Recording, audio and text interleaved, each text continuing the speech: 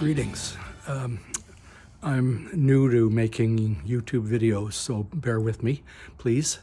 I bought this 1951 Fargo pickup truck a few months ago, and I didn't really intend to do the brakes myself at the time, knowing that they would need to be done, being an old truck.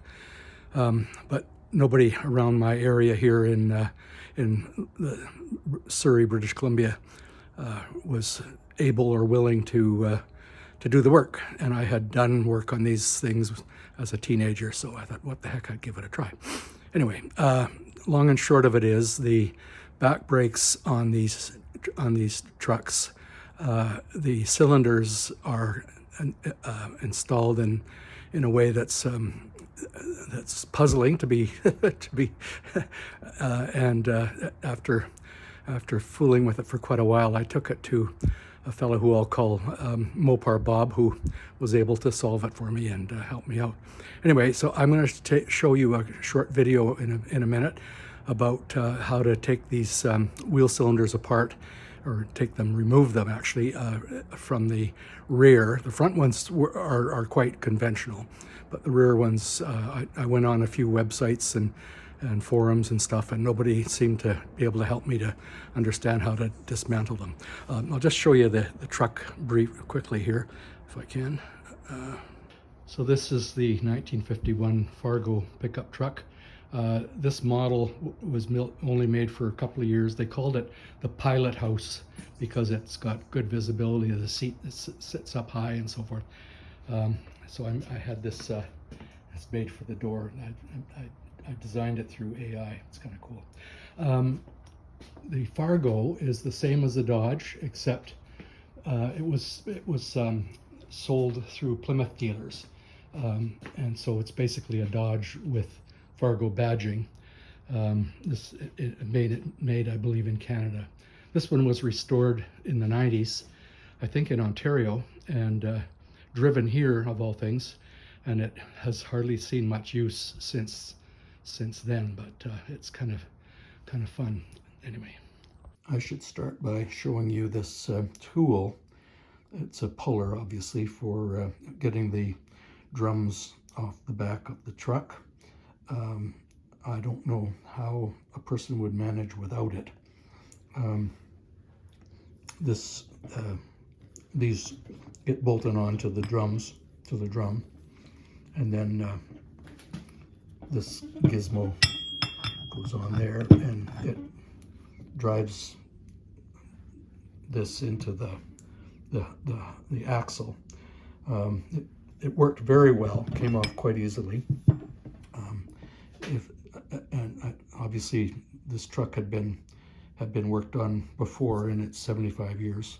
I would hate to think how hard it would be to take off if they had never been done. But anyway, Amazon is where I got this, and it was less than $100 and money well spent. Anyway, cheers. These are the backing plates that I was able to take off the truck.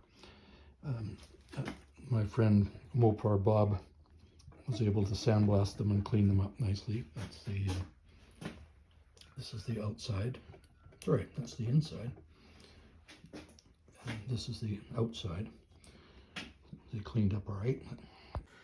So this is one of the two brake cylinders that are on each side of the rear brakes. I don't know why they needed two, but they did. And you can see that it goes on like so, and then this guy, where am I? This guy passes through there like so, and is fastened at the back by these. And this little guy right here is, I think they call it elliptical, I'm not sure. As you turn it from the back, it's set up for a small wrench or a crescent wrench or something. As you turn it, it moves the cylinder slightly in such a way as to align the brake shoes properly. There's a whole YouTube business about that.